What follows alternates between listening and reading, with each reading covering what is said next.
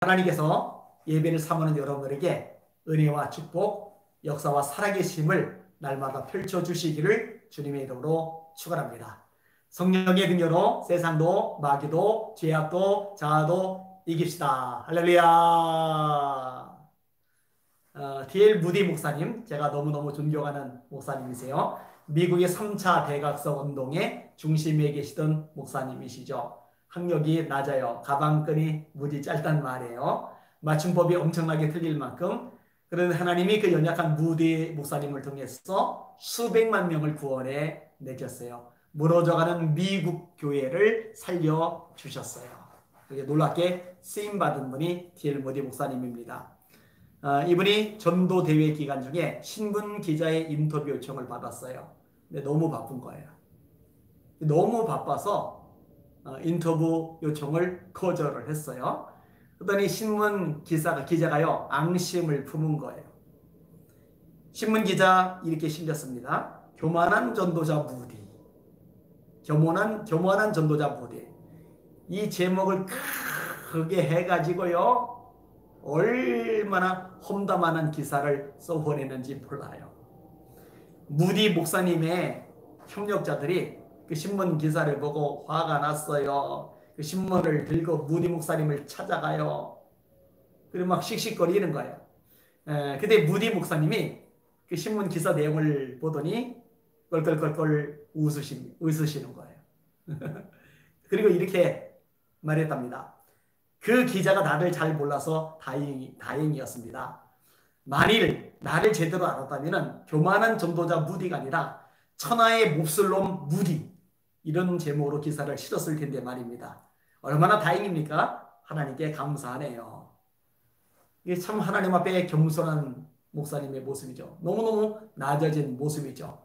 천하의 몹쓸놈 무디, 내 정체를 알았다면, 나라는 사람의 실체를 알았다면 그랬을 거라고. 그런데요, 바울 사도도 그런 고백을 해요. 초기에 쓴 서신에는 사도 중에 작은 자다. 그 후에 쓴 서신에서는 내가 성도 중에 작은 자다. 가장 후년에 쓴 서신, 평생 헌신했고 평생 교회를 세웠고 평생 선교를 했고 이제는 성경도 꽤 많이 썼고, 그런데 정작 그 입에서는 나는 죄인 중에 괴수다. 나는 죄인 중에 괴수다. 얼마나 하나님 앞에 낮아진 모습인지 모릅니다. 이사야 선지자는 영안이 열리면서 하나님의 영광을 봅니다. 그때 말합니다. 화로다, 나여 망하게 되었도다. 나는 입술이 부정한 사람이요 입술이 부정한 백성 중에 거하면서 만군의 여호와이신 왕을 되었음이로다. 누가복음 5장에 보니까 고기를 밤새도록 잡은 베드로가 한마디도 고기를 잡지 못했어요. 이제 피곤해요. 집에 가서 자고 싶어요. 근데 예수님이 수많은 무리와 함께 갈릴리 해변에 오시는 거예요. 가서 쉬려는데 베드로 보고 배를 빌려달라 하시는 거예요. 배를 약간 육지에서 띄우고 그 배를 타신 예수님이 설교를 하세요. 배 때문에 못 돌아간 베드로는 졸린 눈을 비비면서 피곤한 몸을 깨워서 예수님의 설교 말씀을 잘 들어요. 말씀의 은혜를 받았죠. 이제 말씀이 다 끝났어요. 이제 집에 가서 쉬려는데 예수님이 느닷없이 배를 몰고 깊은 데로 가서 그물을 내려 고기를 잡으라는 거예요. 베드로가 대답을 합니다. 제가 밤이 맞도록 그물을 내렸을 때 얻은 것이 없지만 말씀에 의지하여 그물을 내리리라. 그리고 깊은 곳에 가서 그물을 내렸는데 얼마나 고기가 많이 잡혔는지 몰라요. 근데 베드로가 야 대박 났네. 그게 아니고 예수님께 달려갑니다. 엎드려 절을 합니다. 나는 죄인입니다. 나를 떠나소서. 주님 앞에 납작 엎드리고 죄인임을 고백하는 베드로의 모습, 겸손한 모습이죠. 성경에서 말씀합니다. 하나님의 능하신 손 아래서 겸손하라. 하나님의 능하신 손 아래서 겸손하라. 때가 되면 높이시리라. 때가 되면 높이시리라. 하나님은 겸손한 사람을 좋아하시거든요. 교만한 사람을 물리치시되 겸손한 자들에게는 은혜를 베푸시느니라. 반대로 교만하면 버림받죠. 교만하면 심판을 받죠. 교만하면은요, 큰 문제가 발생할 수밖에 없어요. 오늘 본문의 이 교만이라는 말하고 아주 밀접하게 연결된 단어가 있는데 완고하다는 말이에요. 완고하다는 말. 이 말이 반복해서 나오죠.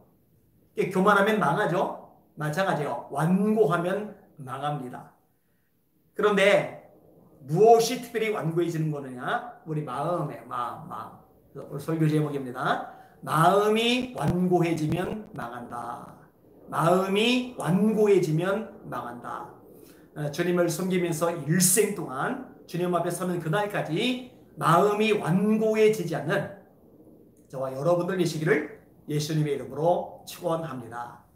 자, 오늘 본문의 내용을 설명을 할게요. 오늘 본문의 내용은 크게 두 가지 구조로 되어 있는데 예수님이 어떤 분이신가? 자, 예수님이 이런 분이라면 이 예수님의 말씀 앞에 완고한 마음이 되면 안 된다. 이런 구조로 되어져 있어요. 오늘 본문에 보니까 예수님을 깊이 생각하래요. 그러므로 하늘의 부르심을 받은 거룩한 형제들아, 우리 믿는 도리의 사도시며 대제사장이신 예수를 깊이 생각하라. 믿는 도리의 사도이시며 대제사장이신 예수를 깊이 생각하라. 여러분 뭘 깊이 생각하느냐에 따라 달라요. 그죠? 하루 종일 놀 생각만 하는 사람. 별거 아니죠. 그죠? 하루 종일 음란한 생각만 하는 사람. 음란한 거죠. 하루 종일 폭력만 생각하는 사람. 조직폭력배밖에 될 게도 있겠어요. 그죠? 하루 종일 주실만 생각하는 사람. 하루 종일 또 돈만 생각하는 사람. 근데요, 진짜로 우리가 생각해야 될 분이 누구냐? 하루 종일 예수님을 생각해요. 예수를 깊이 생각하라. 그 예수님이 어떤 분이에요? 2절에 우리가 신실하시대. 신실.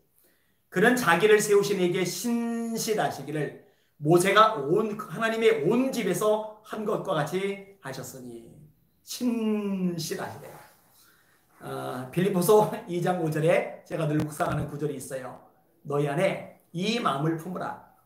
곧 그리스도 예수의 마음이니 그는 근본 하나님의 본체시나 하나님과 동등됨을 취할 것으로 여기지 아니하시고 오히려 자기를 비어 종의 형체를 가지사 사람들과 같이 되셨고 사람의 모양으로 나타나셨음에 자기를 낮추시고 죽기까지 복종하셨으니 그 십자가에 죽으심이라. 얼마나 신실하셨냐면요, 죽기까지 복종하실 만큼 신실하셨어요. 죽기까지 복종하실 만큼 신실하셨어요. 그게 우리 예수님이십니다. 그런데 이 예수님을 모세하고 비교를 해요. 모세도 신실하거든요. 정말 신실하거든요. 히브리서 11장에 이렇게 묘사됩니다. 믿음으로 모세는 장성하여 바로의 공주의 아들이나 칭함받기를 거절하고 하나님의 백성과 함께 고난받기를 잠시 죄악의 낙을 누리는 것보다 기뻐하고 그리스도를 위하여 받는 능력을 애굽의 모든 보화보다 더 큰 재물로 여겼으니 이는 상주심을 바라봅니다. 하나님 바라보면서 상주심을 바라보면서 그 백성들을 참아내는 거예요. 광야의 그 어려운 길을 참아내는 거예요. 끝까지 가는 거예요. 여호와께서 명하신 대로 다 준행하였더라. 여호와께서 명하신 대로 다 준행하였더라. 이 표현이 계속 나와요. 얼마나 신실합니까? 그런데 예수님도 신실하시고 모세도 신실한데 둘은 차이가 있어요. 어떤 차이가 있느냐? 예수님은 창조주이시고 모세는 피조물이에요. 이 모세는 피조물로서 신실했던 거고 예수님은 창조주로서 신실하신 겁니다. 그는 모세보다 더욱 영광을 받을 만한 것이 마치 집 지은 자가 그 집보다 더욱 존귀함 같으리라. 집마다 지은 이가 있으니 만물을 지으시리는 하나님이시라. 창조주로서 신실하신 예수님. 요한복음 1장에 예수님에 대해서 묘사를 하죠. 뭐라고 묘사해요? 창조주시라는 거죠. 태초에 말씀이 계시리라. 그가 태초에 하나님과 함께 계셨고 만물이 그로 말미암아 지은 바 되었으니 지으신 것이 하나라도 그가 없이는 된 것이 없느니라. 그 안에 생명이 있었으니 이 생명은 사람들의 빛이라. 빛이 어둠에 비치되 어둠이 깨닫지 못하더라. 자, 그런데요. 예수님은 창조주시고 모세는 피조물이고 피조물로서 모세가 신실했고 창조주로서 예수님이 신실하셨고 그런데 또 차이가 하나가 있어요. 예수님은 주인으로서 신실하셨고요. 모세는 종으로서 신실했던 거예요. 또한 모세는 장래에 말할 것을 증언하기 위하여 하나님의 온 집에서 종으로서 신실하였고 그리스도는 하나님의 집을 맡은 아들로서 그와 같이 하셨으니 우리가 소망의 확신과 자랑을 끝까지 굳게 잡고 있으면 우리는 그의 집이라. 그러니까 정말 예수님의 신실하심은 대단한 거예요. 그렇게 위대하신 분이, 그렇게 높으신 분이 신실하신 거니까요. 예수님의 이름이 얼마나 위대합니까? 이름으로 하나님이 그를 지극히 높여 모든 이름 위에 뛰어난 이름을 주사 하늘에 있는 자들과 땅에 있는 자들과 땅 아래에 있는 자들로 모든 무릎을 예수 이름 앞에 꿇게 하시고 모든 입으로 예수를 주라 신하여 하나님 아버지께 영광을 돌리게 하셨느니라. 엄청나신 예수님. 그런데 신실하신 거예요. 자, 이렇게 신실하신 예수님, 이 놀라우신 예수님, 그분의 말씀이라면 믿을만한 거죠. 그분의 말씀이라면 따를만한 거죠. 그분의 말씀이라면 우리가 무조건 아멘 해야죠. 무조건 아멘 해야죠. 아멘 못한 말씀이 전혀 없는 거죠. 따라서 그 말씀 앞에 완고해져서는 안 되는 거예요. 그래서 말씀합니다. 7절에 그러므로 성령이 이르신 바와 같이 오늘 너희가 그의 음성을 듣거든, 너를 예수님의 음성을 듣거든 광야에서 시험하던 날에 거역하던 것 같이 너희 마음을 완고하게 하지 말라. 이 완고하다는 말은 딱딱하다는 말이에요. 굳어있다는 말이에요. 예수님의 씨 뿌리는 비유 가운데 땅바닥이죠. 길가. 그죠? 씨앗이 스며들지도 못해요. 왜? 딱딱하니까. 그러니까 길바닥 위에 그대로 씨앗이 놓여 있어요.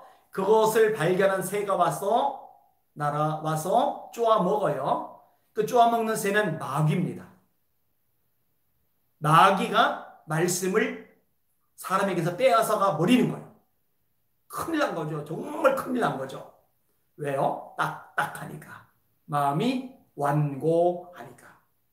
그러니까 정말 조심해야 될 게 있어요.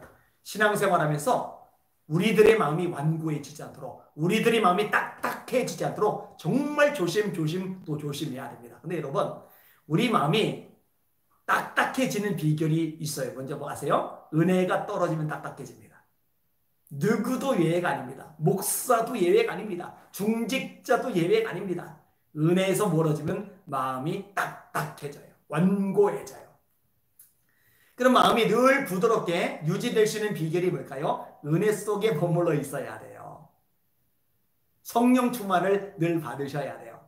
여러분, 성령이 임할 때 나타나는 특징 중에 하나가 뭔지 아세요? 그게 바로 부드러운 마음입니다.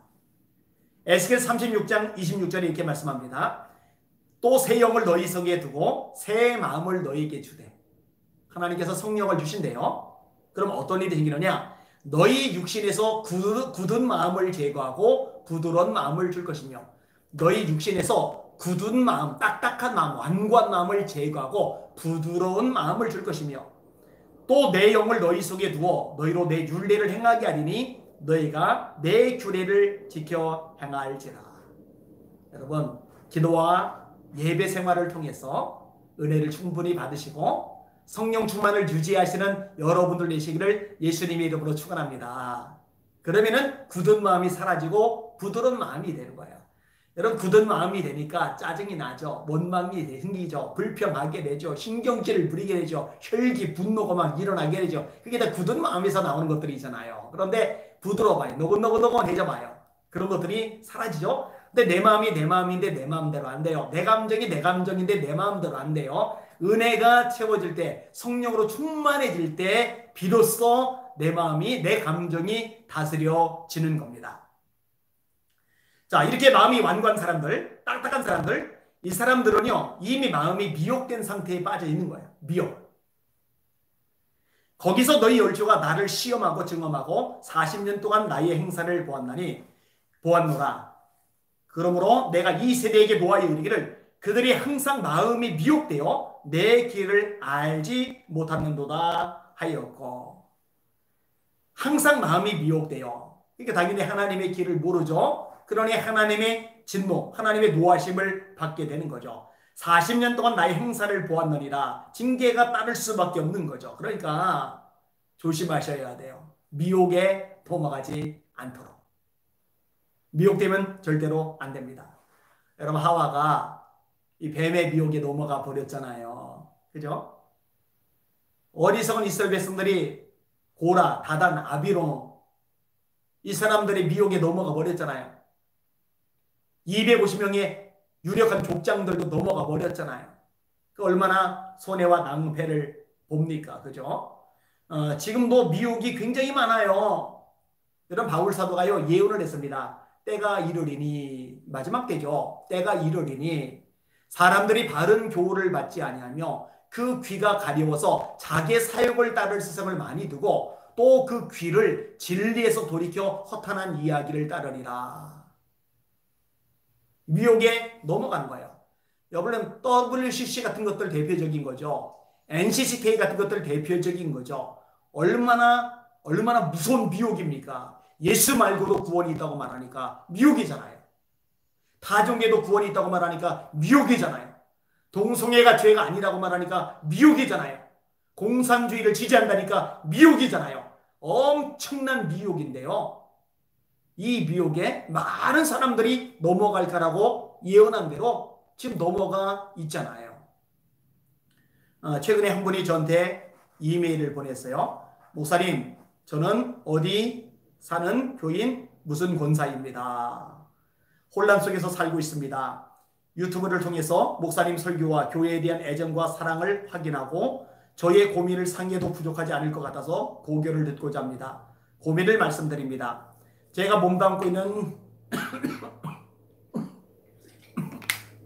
교단이 WCC, NCK에 가입된 교단이라고 하는데 계속 나가도 괜찮을지 모르겠습니다. 흠 있고 점 있는 이교 집단에 가입된 총회에 몸담고 있는 것을 하나님께서 기뻐하지 않으실 것 같은데요. 교회가 지교의 형식으로 운영이 되어서 목회자가 다원주의를 따라가지 않고 성령의 복음만 투철하게 전한다면 괜찮다고 하는 말도 있고요. 그러면은 무슨 측 성도들은 다 지옥 가느냐라는 핀잔을 하는 분들도 계시고요. 제가 전도해서 교회 나오는 분들도 8명 정도는 되는데 그분들을 어떻게 해야 하는지도 걱정이고, 중고등부 부장으로 21년도도 섬겨야 되는 상황이고요. 순수하고 믿음이 깊은 분들로 구성된 시골 교회인데요. 저는 어찌하면 좋을까요? 저는 지혜가 부족해서 갈팡질팡하고 있습니다. 냉정히 교회를 떠나는 게 맞는 건지도 모르겠어요. 저에게 도움 주실 말씀을 해주시길 부탁드립니다. 그리고 나라와 민족 위에 하나님 나라가 이 땅에 굳건히 세워지길, 또한 목사님 위해서 새벽에 기도드리고 있습니다. 마음을 놓을 곳이 없습니다. 참 가슴 아픈 일이죠. 목사님한테 요청하라고 그랬어요. 교회 앞에라도 우리는 WCC를 반대합니다. NCK를 반대합니다. 확실하게 입장 표명을 하면 모를까? 그냥 두리뭉실 넘어가면요 인정에 끌려가지고 있을 일이 절대로 아닙니다. 왜냐하면 그 미혹이니까. 그 미혹이니까. 하나님께서 절대로 기뻐하실 일이 아니에요. 자, 완고하면 이 미혹에 넘어가 있으면 심판을 받는다니까요. 내가 노하여 맹세한 바와 같이 그들은 내 안식에 들어오지 못하리라 하였느니라. 가나안 땅에 들어가지 못했다는 거죠. 전부 광야에서 죽어야만 했습니다. 이것이 완고함의 결과, 미혹의 결과입니다. 그래서 말씀하는 거예요. 성경에 이르렀으되 오늘 너희가 그의 음성을 듣거든 경노하시게 하던 것 같이 너희 마음을 완고하게 하지 말라. 또 나와요. 너희 마음을 완고하게 하지 말라. 듣고 경노하시게 하던 자가 누구냐? 모세를 따라 애굽에서 나오는 모든 사람이 아니냐? 또 하나님이 40년 동안 누구에게 노하셨느냐? 그들이 시체가 광야에 엎드러진 범죄한 자들에게가 아니냐? 하나님의 말씀을 들을 때 마음이 완고해져서 못 들으면 큰일 나는 거예요.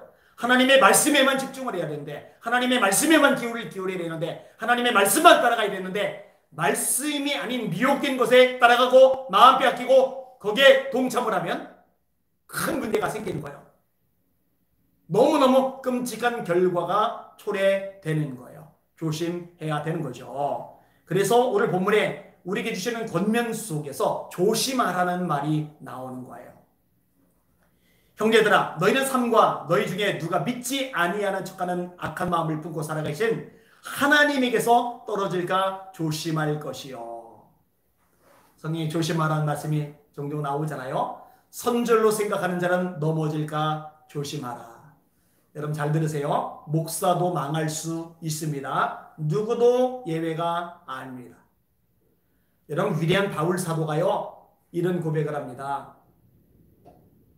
그러므로 나는 싸우기를 허공을 치는 것 같이 하지 아니하고 다른 자라기를 향방을 치는 것 같이 하지 아니하여 내가 내 몸을 쳐서 복종하게 하면 내가 남에게 전판 후에 도리어 자신이 버림을 당할까 두려워하기 때문이다. 얼마나 바울 사도가 조심을 해요. 내가 내 몸을 쳐서 복종하게 하면 내가 남에게 전판 후에 도리어 자신이 버림을 당할까 두려워하기 때문이다. 누구든지 조심해야 돼요.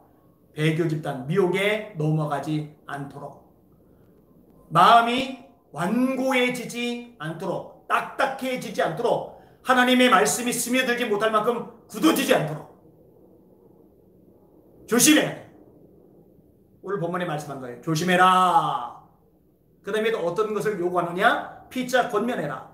오직 오늘이라 일컫는 동안에 매일 피차 권면하여 너희 중에 누구든지 죄의 유혹으로 완고하게 되지 않도록 하라. 피차 권면해야 되는 거예요. 여러분들 잘 들어야 됩니다. 요즘은 정말 교회도 잘 선택해야 됩니다. 여러분 WCC 따라가면 안 됩니다. NCK 따라가면 안 됩니다. 좌파, 윤물론 지지하는, 공산주의 지지하는 목회자 따라가면 안 됩니다. 그런 게 따라가면 안 됩니다. 매일 피차 권면하셔야 돼요. 우리가 따라갈 대상은 예수님 한 분뿐이죠.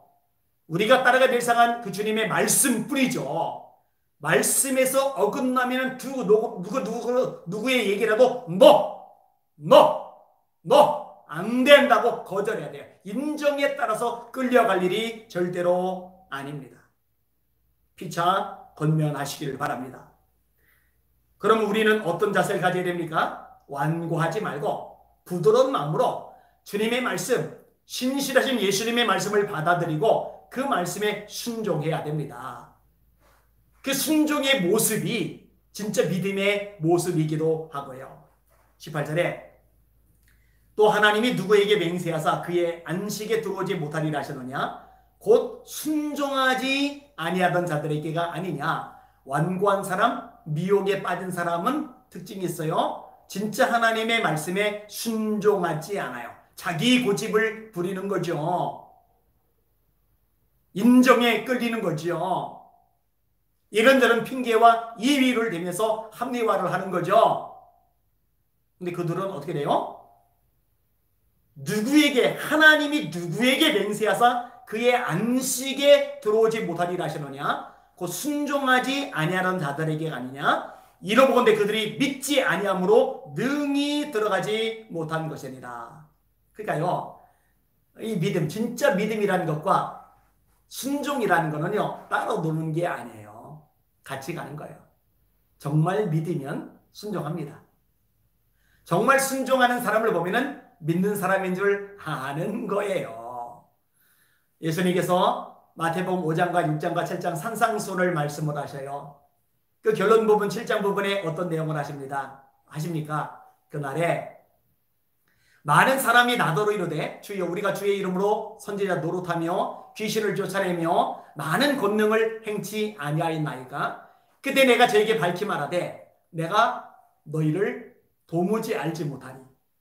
아니, 선지자 노릇을 했다는데 권능을 행했다는데 그것도 많은 권능을 행했다는데 귀신까지 쫓아내었다는데 예수님이 내가 너희를 도무지 알지 못하니 목사 노릇 했다는데, 부흥사 노릇 했다는데, 원장 노릇 했다는데, 장로 노릇, 권사 노릇 했다는데, 기도 많이 해서 능력 나타났다는데, 예수님이 도무지 너를 알지 못하니 너 누군데? 그 다음 말이 있으면 뭐예요? 불법을 행하는 자들아 내게서 떠나가라 하리라. 그 다음에 나오는 말씀이 뭐예요? 그러므로 누군지 나의 이 말을 듣고 지키는 자는 순종이죠. 그 집을 반석에 지은 지혜로운 사람 같으니 비가 내리고 바람이 불고 창수가 나서 그 집에 부딪히되 무너지지 아니하나니 이는 그 집을 반석에 놓은 연고요. 나의 이 말을 듣고 지키지 않는 자는 그 집을 모래 위에 지은 어리석은 사람 같으니 비가 내리고 바람이 불고 창수가 나서 부딪히되 그 집에 부딪히되 집이 무너져 무너짐이 심하리라. 그리고 산상수훈이 끝나는 거예요. 순종이 얼마나 중요한지 주님이 말씀하신 거죠. 요한복음 14장 21절이죠. 나의 계명을 가지고 지키는 자라야 나를 사랑하는 자니. 주님 사랑해요. 주님 사랑해요. 근데 주님 말씀하세요. 그거 가지고 안 돼. 나의 계명을 가지고 지키는 자라야 나를 사랑하는 자니. 나를 사랑하는 자는 나의 아버지께 사랑을 받을 것이요.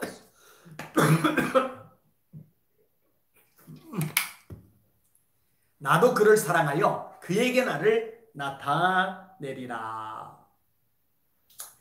사실요, 이 순종은요, 우리를 지켜주는 중요 요인이고요. 하나님의 사랑을 받는 요인이고요. 아까 얘기했잖아요. 그 다음에 하나님의 백성이 하나님의 복을 받게 만드는 아주 중요한 요소이기도 합니다. 여러분, 이삭이 순종의 사람이잖아요. 여러분, 아버지가 100세에 이삭을 낳았단 말이에요. 근데 하나님이 이삭이 어느 정도 자란 다음에 그 이삭을 번제로 바치라고 하세요. 그래서 이삭을 데리고 종도를 데리고 가요. 근데 번제할 양이 없는 거예요. 이삭 이상한 거예요. 양 어디 갔습니까? 아브라함이 대답해요. 하나님이 준비하셨다. 종들이 말리면 안 되니까 산 밑에 놔두고 이삭만 데리고 산에 올라가요. 근데 아브라함이 이삭을 묶으려고 그럴 때 이삭이 도망가면은 늙은 아브라함이 뭔 수로 잡겠어요? 생각을 해봐요. 종들을 놔두고 장작더미 같은 거 이삭이 짊어졌잖아요. 그러면은 그 이삭은 7살, 8살, 5살 이런 나이가 아닙니다. 장작을 짊어질 나이죠. 한 20살쯤 될까요? 그죠? 그러면 아브라함은 120세예요. 20살짜리가 도망가면 120세 할아버지는 못 쫓아갑니다. 뭐 17살이라고 해도 마찬가지요. 17살짜리가 청소년이 도망가면 117세 된 할아버지는 못 쫓아갑니다. 먼수로 그걸 잡아요. 먼수로 그걸 묶어요. 묶으려고 할 때 확 부딪히면은요, 할아버지가 끈을 붙잡은 채 나가 떨어지죠. 그런데 가만히 잡히고 묶이잖아요. 순종이죠, 순종. 여러분, 창세기 26장에 보니까 이삭이 블레셋 사람들의 땅을 빌려서 농사를 짓는데 100배 농사를 져요. 하나님께서 복을 주셨죠. 블레셋 사람들은 죽으라고 땅을 파는데 우물이 안 나와요. 이삭의 종들은 땅만 파면 우물들이 나와요. 하나님께서 복을 주시는 거죠. 아비멜렉이 이삭을 쫓아냈어요. 그래놓고는요, 군대 장관 비골 내리고 자존심 숙이고 한 나라의 왕이 일개 족장 찾아와요. 꼬리 내리고 찾아와요. 계약 맺자고 그래요. 이삭이 툭툭거리니까 뭐라고 그래요? 하나님이 너무 함께 하심을 보았다. 왜 이삭이 그렇게 복의 사람이 돼요? 순종하니까. 결혼하고 10년 동안 아기가 없는 여자가 있었어요. 그래서 상처가 있어요. 아기 있는 집이 늘 부러워요. 마음이 늘 안 편해요. 한숨이 저절로 나와요. 근데 어느 날 교구 맡은 전도사님이 전화를 한 거예요. 같은 교구에 간염 환자가 있는데 그 집에서 일주일 동안 작정 예배를 드리기로 했다는 거예요. 같이 기도하자고 전도사님이 요청을 하는 거예요. 근데 그 얘기를 듣는 순간에 마음이 상해요. 아니, 애기 못 낳는 나를 위해서 일주일 동안 작정 기도 해준 적은 없으면서 나도 문제가 많은데 그 간염 환자만 문제가 많나? 왜 거기만 일주일 동안 작정 기도를 해주는가 이런 섭섭한 마음이 드는 거예요. 그런데 얼른 고쳐 먹어요. 전도사님이 말씀하시는데 순종하자. 이 순종의 자세가 되는 사람이 복 있는 거죠. 순종하자, 순종하자. 그래서 가요. 가서 기도하죠. 하나님, 이 간염 환자 병 고쳐주세요. 그러면서요, 그 기도 해주고 자기 기도도 이어서 하는 거예요. 하나님, 이왕이면 저도 아기 낳게 해주세요. 또 우리 집에 동생이 가출했으니 동생도 돌아오게 해주세요. 그리고 제가 눈이 많이 아픈데 이 눈 아픈 것도 좀 고쳐주세요. 간염 환자를 위해서 기도하러 가는 작정 기도지만 그 기도해주고 자기 기도도 계속 하는 거예요. 그런데요, 재미있는 일이 발생했어요. 일주일 동안 간염 환자를 위한 작정 기도를 마쳤는데 덜컥 임신이 된 거예요. 집 나간 동생이 돌아온 거예요. 아프던 눈의 병이 사라진 거예요. 그리고 시간이 지나 아들을 낳았어요. 아니 나도 문제가 많은데 왜 남만 기도해줘? 이렇게 하고 순종하지 않았더라면 이런 역사 경험하지 못했을 겁니다. 여러분 순종에 복이 있다는 것 이게 신명기의 가르침 중에 하나예요. 핵심 가르침 중에 하나입니다. 네가 네 하나님 여호와의 말씀을 삼가 듣고 내가 오늘 네게 명령하는 그의 모든 명령을 지켜 행하면 모든 명령이에요. 모든 명령을 지켜 행하면 네 하나님 여호와께서 너를 세계 모든 민족 위에 뛰어나게 하실 것이다.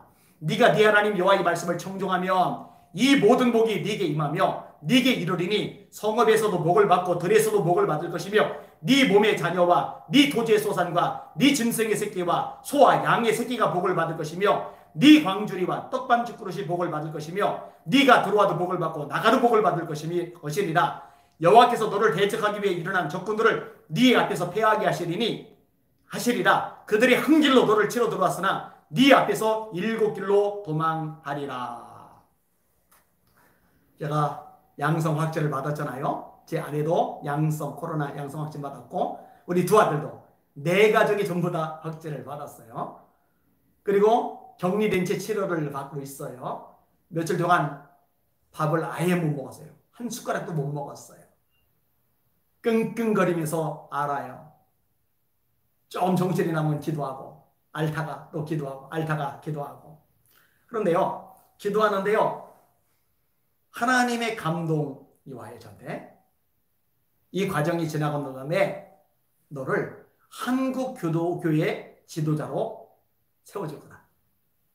네가 한국교회 교회 지도자로 서 있는 것을 보게 될 거다. 깜짝 놀랐어요. 하나님 저는요 교계 지도자 되는 거 관심이 없는데요. 그거는 네가 할 일이 아니야. 내가 결정할 일이야. 그리고 이제 깨달아지는 게 뭐냐? 뭐 연합단체의 지도자가 되고 그런 차원이 아닌 거예요. 영향력을 하나님이 말씀하시는 거예요. 그런데 곰곰이 생각해 본 거예요. 아니 왜 그러시지? 그런데 이유가 있었어요.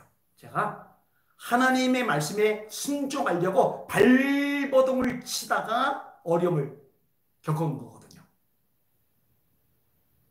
하나님께서 그것을 어여삐 보시고 귀하게 여겨주시는 거예요. 저는요 하나님께서 감동하셨던 것들 평생 동안 한 번도 그게 틀린 것을 본 적이 없기 때문에 이것도 믿어요. 여러분 보세요. 여러분 눈으로 보게 될 겁니다. 저는 100% 믿어요. 하나님께서 그렇게 하실 것입니다. 그리고 어렵고 힘든데 지치는데 마음이 상하는데 수많은 문제가 있는데 사연이 있는데 장애물이 있는데 어려움이 있는데 고통이 있는데 눈물이 있는데 그럼에도 불구하고 하나님 말씀대로 살려고 순종하려고 발버둥 치고 애쓰고 땀 흘리고 기도하고 울부짖고 전진하는 여러분들 하나님께서 반드시 복 주실 것입니다. 반드시 갚아주실 것입니다. 반드시 놀라운 일을 보게 하실 것입니다. 말씀을 정리합니다. 오늘 설교 제목이 마음이 완고해지면 반드시 망한다. 신실하신 예수님, 그 예수님의 말씀을 들을 때 그러니까 절대로 너희는 마음을 완고하게 하면 안 돼. 너희는 마음을 절대로 완고하게 하면 안 돼. 마음이 부드러워져야 돼. 그 부드러워진 비결이 뭐라고요? 은혜를 받으셔야 돼요. 성령 충만을 받으셔야 돼요. 성령이 임하면 굳은 마음을 제거하고 부드러운 마음을 줄 것이라고 말씀하셨어요.